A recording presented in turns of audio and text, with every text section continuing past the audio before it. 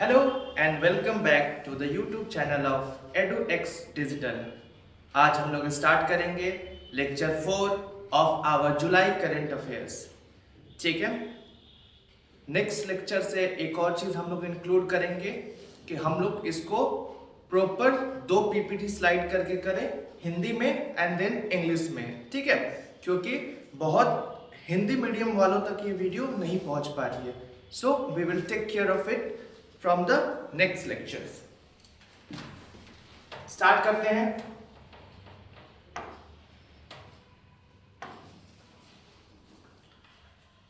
Start करते हैं हम लोग अपना करंट अफेयर का सीरीज।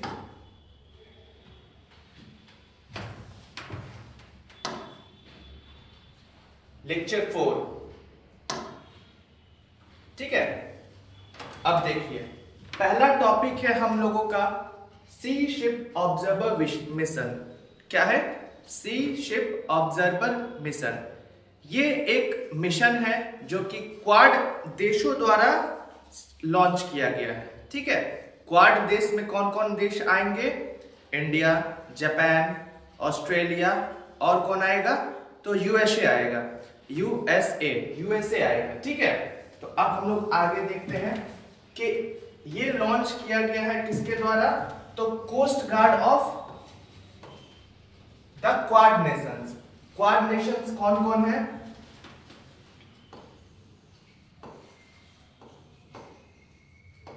जापान, इंडिया,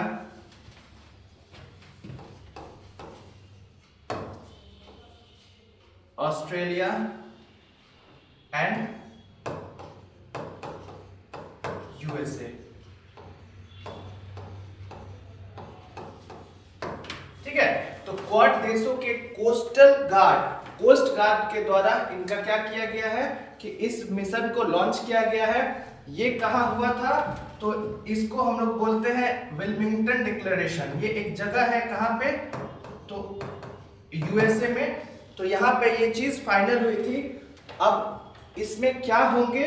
तो एक ये मल्टीलैटरल मैरीटाइम कोऑपरेशन है। देखो इस मेजर कहां होगा? तो ये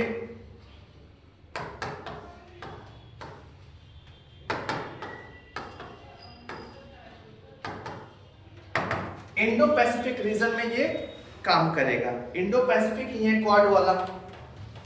ठीक है, अब इसमें क्या देखने को मिलेगा? तो समुद्री सहयोग पहल है ये क्या है? तो एक समुद्री सहयोग पहल।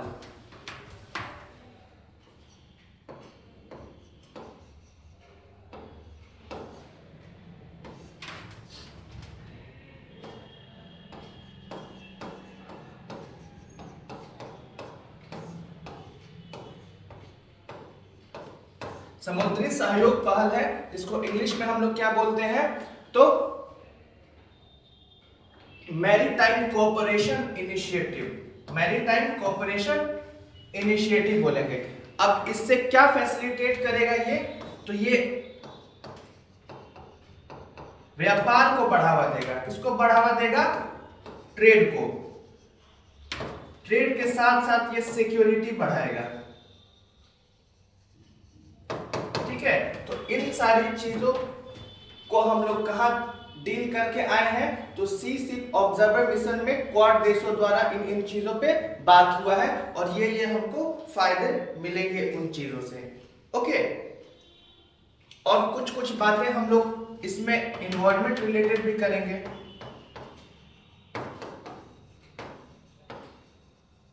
Environment related concerns. Okay, move करते हैं हम लोग नेक्स्ट पे। Big beautiful bill. ठीक है, ये जो बिग ब्यूटीफुल बिल है ये एक बिल है। पहले भी क्लास में बताया गया था, बिल जब आता है कोई भी प्रपोजल तो उसको बिल बोलते हैं, और जब वो उसको एसेंट मिल जाने के बाद वो क्या बन जाता है? तो एक्ट बन जाता है। तो ये जो है बिग ब्यूटीफुल बिल, ये आई थी यूएसए गवर्नमेंट के थ्रू। कब आई थी? तो 4 जुलाई 2025 को आई थी। ये बिल में क्या हुआ था? तो जो यूएस की कांग्रेस थी, ठीक है, तो उसने क्या किया था कि $4.5 ट्रिलियन का एक बजट पास किया था। कितने का पास किया था? तो 4.5 ट्रिलियन डॉलर का। ठीक है, इसमें क्या क्या चीज था? तो इसमें इसके द्वारा आपको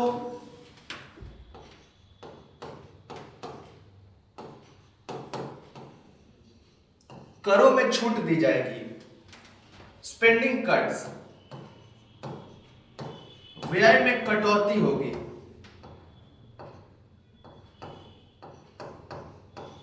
ठीक है, और फंडिंग किया जाएगा नेशनल डिफेंस को और डिपोर्टेशन को। डिपोर्टेशन मतलब क्या होता है? डिपोर्टेशन मतलब निर्वासन हिंदी में।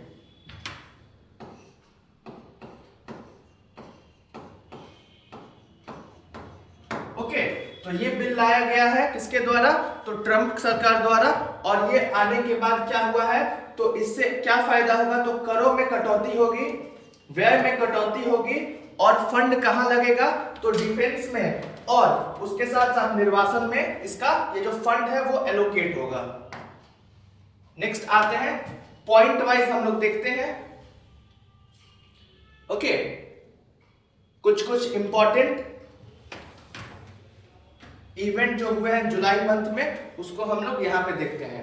अब देखिए, जो अपने यूक्रेन के जो प्रेसिडेंट हैं जेलेंस्की, जेलेंस्की ने एक पुराने इकोनॉमी मिनिस्टर जिनका नाम क्या था? तो यूलिया था, यूलिया को अपॉइंट किया है। क्या अपॉइंट किया है? तो कंट्री का न्यू प्राइम मिनिस्टर के रूप में उनको अपॉइंट किया है। किसके रूप में? न्यू प्राइम मिनिस्टर के रूप में इनको क्या किया गया है? अपॉइंट किया गया है। इनका नाम है यूलिया। ओके, नेक्स्ट आते हैं कि अभी क्या हुआ है कि अभी हम लोग के यहाँ वोटिंग राइट क्या है? वोटिंग राइट है हम लोग क्या? 18 years, means we follow the principal of universal adult franchise. इसमें क्या होता है कि कोई भी व्यक्ति without any kind of discrimination, ठीक है, किसी भी प्रकार के विभेद के अतिरिक्त हम लोगों को वोटिंग राइट दिया जाता है। जो भी आदमी, जो भी व्यक्ति 18 साल से ज्यादा का है उसको हम लोग क्या देते हैं? तो वोटिंग राइट देते हैं। तो अब क्या हुआ है कि जो यूके, यूके मतलब ब्रिटेन, जो ब्रिटेन की सरकार है वो वोटिंग राइट को 18 से कम करके क्या कर दी है? 16 कर दी है। पहले क्या था कि 1969 में ये जो था, 1969 से पहले ये जो था वो 21 वर्ष था। 1969 में ये 21 ईयर्स को क्या की है? तो 18 ईयर्स में कम करके, रिड्यूस करके 21 ईयर को क्या की कि 18 ईयर कि अब जो वोटिंग ईयर होगा वो 1969 के बाद से क्या था? 18 साल था, जो कि अब मतलब जुलाई 2025 से क्या हो गया है? तो 16 साल हो गया है। कहां? यूनाइटेड किंगडम में। अब आते हैं नेक्स्ट टॉपिक पे, ताइवान। ताइवान बोलो चाइना के नीचे। ताइवान का किसी बैंक है वो प्लान कर रहा है कि एक अपना सेंटर कहां डाले? तो गिफ्ट सिटीज में। गिफ्ट सिटी कहां पे है? तो गुजरात में। गिफ्ट सिटी कहां पे है? तो गुजरात में है। ठीक है, अब ये गिफ्ट सिटी में क्या करना है? तो इनको अपना इंटरनेशनल फाइनेंशियल सर्विस सेंटर या सर्विस सेंटर बैंकिंग सिस्टम या यूनिट जो बोलते हैं IBU, इसको खोलना है। कहां पे? तो गुजरात के गिफ्ट सिटी में खोलना है। ठीक है, ओके। नेक्स्ट आते हैं टेस्ला पे। अब देखिए टेस्ला क्या कर रही है? टेस्ला जो है, जो कि एक क्या है? तो कार मैन्युफैक्चरिंग कंपनी है। वो पहला फर्स्ट क्वेश्चन आ सकता है, फर्स्ट शोरूम खोल रही है। Showroom, not manufacturing unit, it's showroom.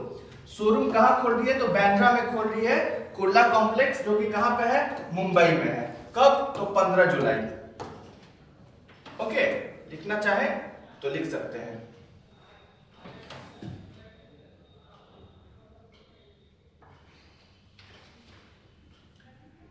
अब देखिए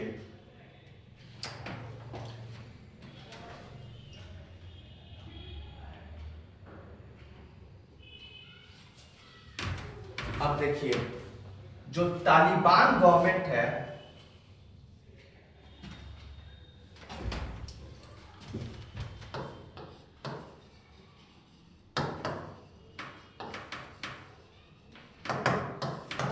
जो तालिबान गवर्नमेंट है उसको लोग कहते हैं ये एक ऑर्थोडॉक्स मेंटालिटी का है। किसका है? तो ऑर्थोडॉक्स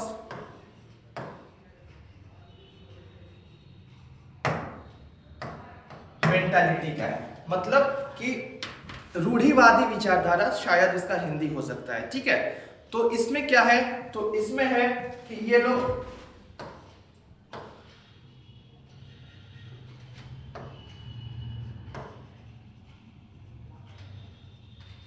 विमेन एम्पावरमेंट पे उतना जोर नहीं देंगे, जितनी डेवलपमेंटल प्रक्रियाएं होंगे उनमें ये ध्यान नहीं देंगे।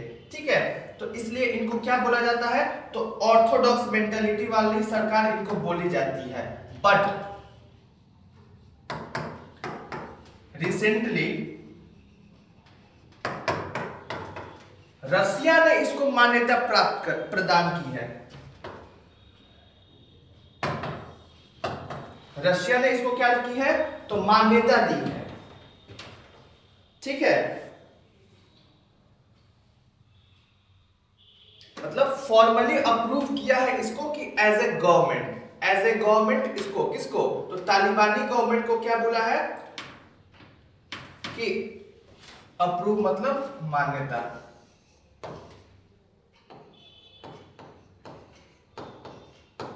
ठीक है, कि हाँ इसको मतलब एक तरह से रिकॉग्नाइज किया है। किसको? तो तालिबान गवर्नमेंट को।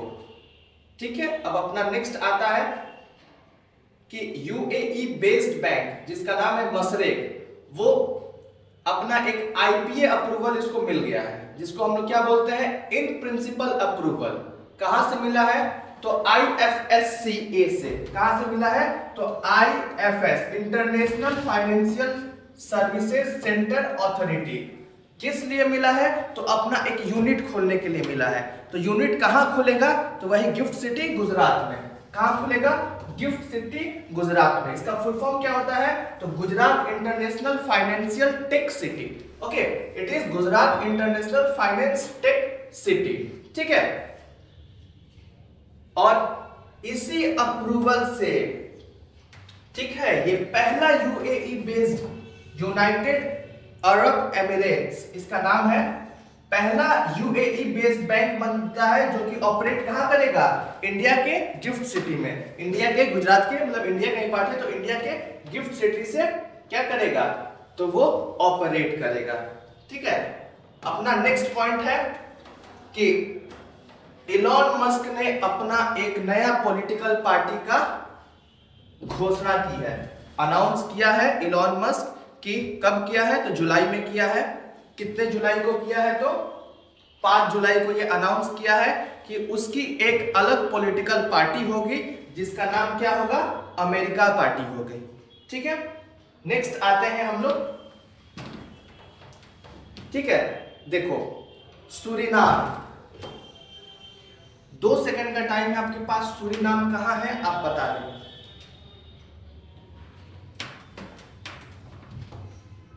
सूरीनाम है साउथ अमेरिका में। सूरीनाम कहां है? साउथ अमेरिका में। गुयाना, फ्रेंच गुयाना, उसी के आसपास है सूरीनाम। ठीक है, तो क्या हुआ है? तो 6 जुलाई 2025 को जेनिफर गेरलिंग साइमंस को पहला फीमेल प्रेसिडेंट, पहली बार फर्स्ट फीमेल प्रेसिडेंट, कहां की फर्स्ट फीमेल? तो सूरीनाम की। इससे पहले कि जितने भी वहां प्रेसिडेंट हुआ करते थे तो वो सारे मेल थे। ये कैसी है? तो पहली फीमेल प्रेसिडेंट है। ओके, आते हैं नेक्स्ट पॉइंट पे हम लोग।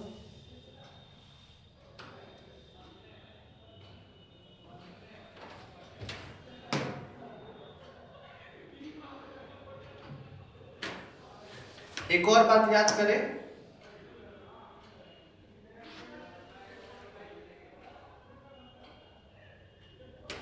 ये जो क्वेश्चन है वो PYQ है।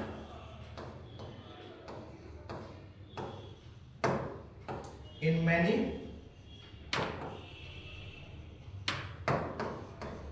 बिहार एग्जाम्स। ठीक है, अब आते हैं हम लोग नेक्स्ट टॉपिक पे।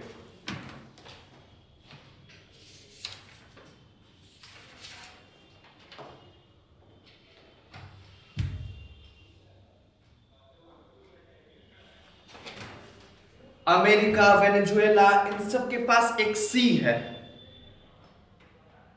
अगल बगल, या नेबरिंग सी बोल सकते हैं। कौन सी सी है? Caribbean sea. ओके, तो पहला कैरेबियन कंट्री बनता है कौन? कैरेबियन सी से ही आप इसको याद करें। कौन? तो ट्रिनिडाड और टोबैगो। आप लोग देखे होंगे कि यहां पे बहुत सारे ऐसा कंट्री है, जैसे नेपाल,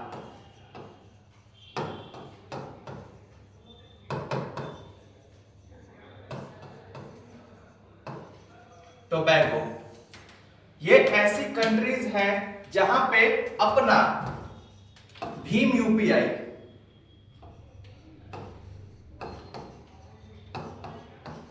भीम एप्लीकेशन के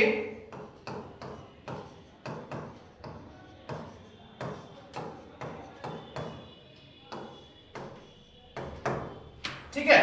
तो आपके पास अगर इंडिया का जो भीम ऐप है, पेमेंट का ऐप है, उससे आप यूपीआई के थ्रू ट्रिनिडाड में और टोबैगो में, नेपाल में और बहुत सारे ऐसे जगह पे आप क्या कर सकते हैं, तो आप पेमेंट कर सकते हैं।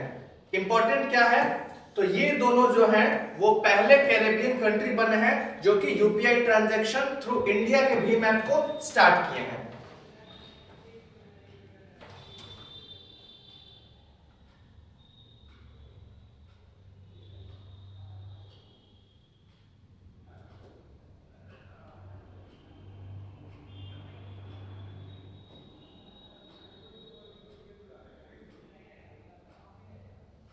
नेक्स्ट आता है अपना टॉपिक कि 8 जुलाई 2025 को क्या हुआ है, तो ईयू मिनिस्टर मतलब यूरोपियन यूनियन के मिनिस्टर ने अप्रूव किया है। क्या अप्रूव किया है, तो बुल्गारिया का अडॉप्शन किसका?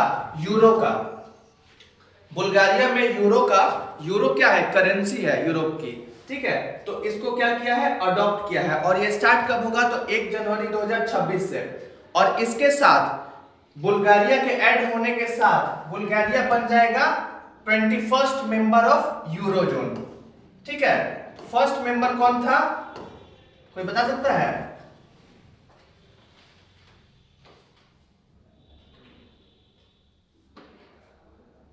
फर्स्ट मेंबर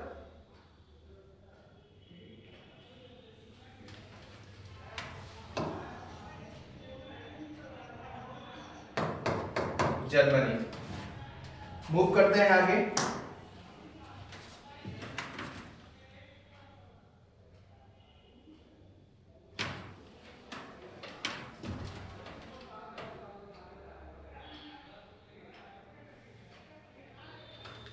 अब देखिए, आज के टाइम पे हाइड्रोफ्यूल, ग्रीन फ्यूल, ये सब चीजें बहुत कॉमन हो चुकी हैं। कॉमन इसलिए हो चुकी हैं क्योंकि अभी के टाइम पे पॉल्यूशन अपने पीक पे है।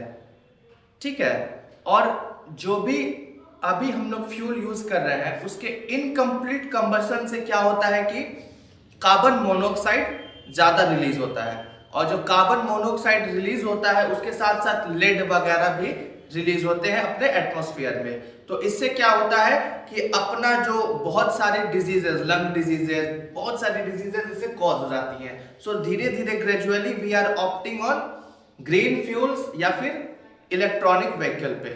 ठीक है, अब ईवीज भी उतनी हमारे तौर पे उतनी प्रोडक्टिव तो अभी के लिए है, मतलब फॉर लॉन्ग टाइम ये सही नहीं है।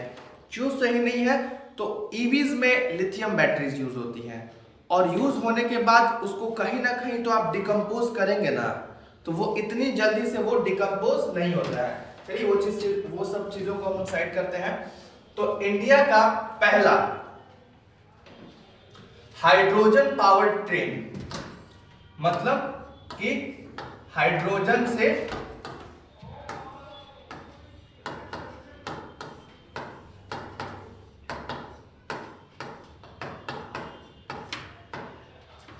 से चलने वाली ट्रेन। ठीक है, अब देखिए जो अपने रेलवे मिनिस्टर है अश्विनी वैष्णव, ये 25 जुलाई को अनाउंस करते हैं कि टेस्टिंग हो चुका है सक्सेसफुल। किसका टेस्टिंग हो चुका है? तो भारत के पहले हाइड्रोजन से चलने वाले कोच का। तो ये कहां हुआ है टेस्टिंग? तो आईसीएफ में हुआ है। आईसीएफ का फुल फॉर्म क्या होता है? तो Indian railways integral coach factory. ठीक है, कोई पूछे आईसीएफ कहां है तो अपना जवाब होगा चेन्नई में। टेस्टिंग कहां हुई? तो आईसीएफ चेन्नई में। अब इस टेस्टिंग के बाद क्या हो रहा है? तो इंडिया है वो 1200 हॉर्स पावर का, 1200 एचपी का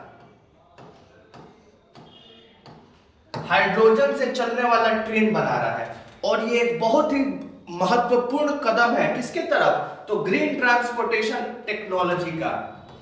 ग्रीन ट्रांसपोर्टेशन टेक्नोलॉजी, ये सब जो चीजें हैं वो लेटेस्ट इंपॉर्टेंस की है। ये आपके मेंस में, आपके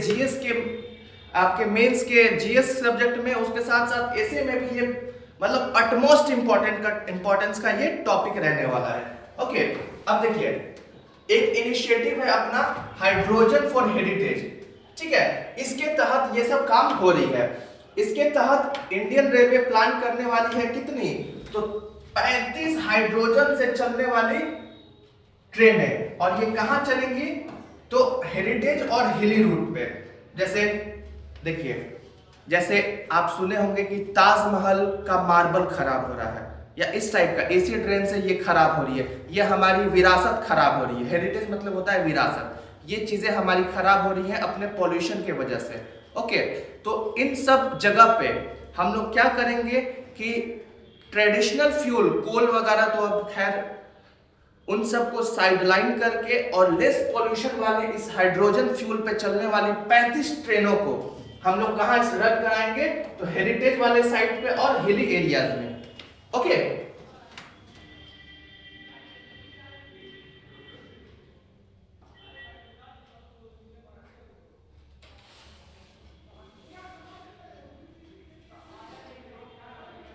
ठीक है।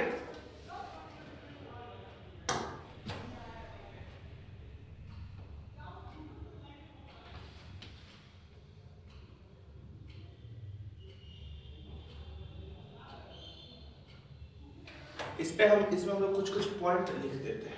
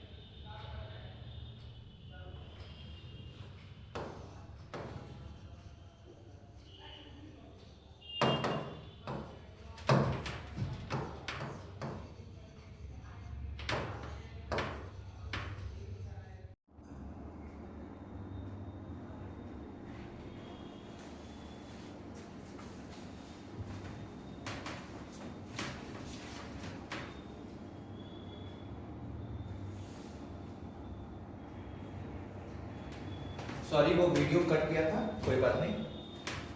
हम लोग देख रहे थे WFI। ये एक 4 दिन का इवेंट था जो कि कहाँ हुआ था, तो भारत मंडपम में ये हुआ था। भारत मंडपम कहाँ है, तो ये न्यू दिल्ली में है। ठीक है, अब इसका थीम था कि प्रोसेसिंग फॉर प्रोस्पेरिटी, प्रोस्पेरिटी के लिए प्रोसेस करना फूड का। अब देखो इसमें ये चीजें आप अपने मेंस प्रोस्पेक्टिव के लिए ये टॉपिक्स आप ऐड कर सकते हैं। इसमें इंपॉर्टेंट एक होगा, आप लाइव स्टॉक के बारे में नहीं जानते होंगे। 6th क्लास की एनसीईआरटी में लाइव स्टॉक के बारे में ये बताया गया है कि जो ये लाइव स्टॉक है ये एनिमल हस्बेंड्री को ही हम लोग क्या बोलते हैं, लाइव स्टॉक बोलते हैं। मतलब कि ऐसा फूड का प्रोसेसिंग करना जो कि अपने हेल्थ के लिए भी अच्छा हो, न्यूट्रिशियस वैल्यू इस पे कंटेन हो और उसके साथ साथ अपने वेलनेस का भी वो टेक केयर करे। आगे बढ़ते हैं हम लोग। इंडिया का दूसरा लंबा ब्रिज जिसका इनॉग्रेशन किया है अपने road transport and highway minister Nitin Gadkari ji ने, और ये कहां पे है, तो शिवमोगा डिस्ट्रिक्ट में है। शिवमोगा डिस्ट्रिक्ट जो कि जोग वाटरफॉल वहां पे शिवमोगा में फेमस है। इसका काम क्या है, तो ये जो है वो सागर सिटी से लेके सिगंदूर जो जगह है उन दोनों के बीच का डिस्टेंस कम करेगी। सिगंदूर में ही चौदेश्वरी का मंदिर है जो कि बहुत फेमस है। ठीक है, नेक्स्ट आते हैं फैक्ट पे कि जैसा कि आप लोग जानते होंगे कि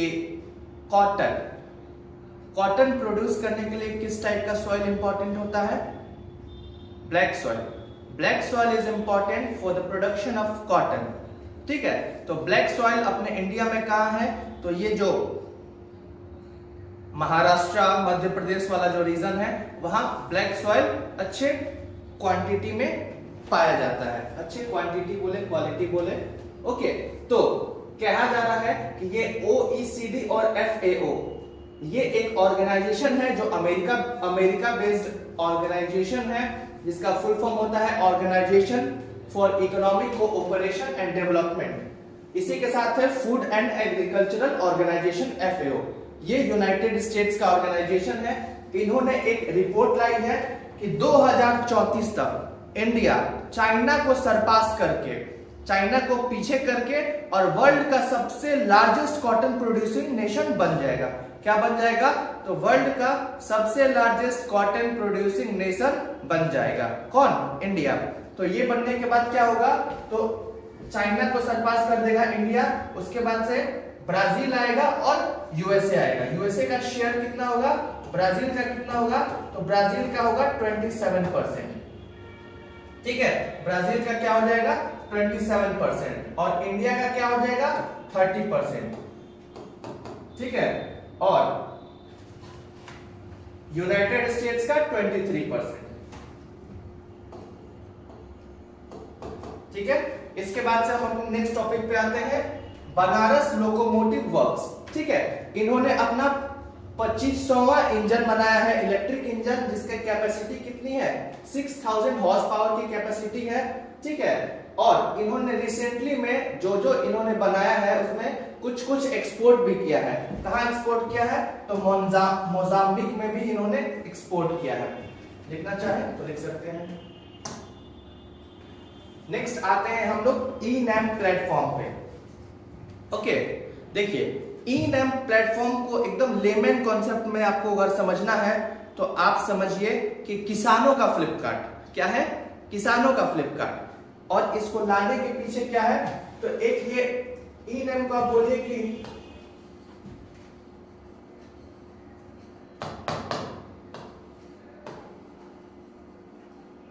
पोर्टल बोलिए या प्लेटफॉर्म बोलिए, डिजिटल प्लेटफॉर्म है। क्या है ये, डिजिटल प्लेटफॉर्म है।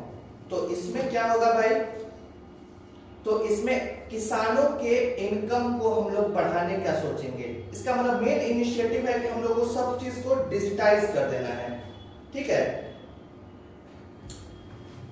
एग्रीकल्चरल जितने भी कमोडिटीज हैं, एग्रीकल्चरल जितने भी कमोडिटीज हैं उनको इंटीग्रेट करना है और उनको डिजिटाइज करना है। इसको क्या करना है, जोड़ना है और जोड़ने के साथ साथ क्या करना है,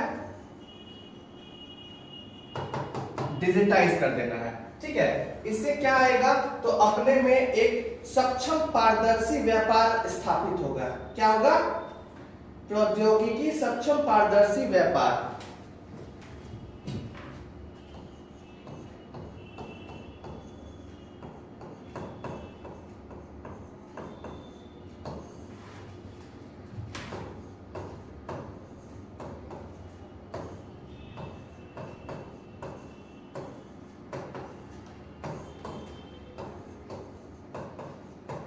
ये एस्टैब्लिश होगा, प्रौद्योगिकी सक्षम पारदर्शी व्यापार, जिसको इंग्लिश में हम लोग क्या बोलेंगे, तो टेक्नोलॉजी इनेबल्ड ट्रांसपेरेंट ट्रेडिंग। और ये क्वेश्चन आएगा ही आएगा कि ये कब लॉन्च हुआ था, तो ये 2016 में ये लॉन्च हुआ था।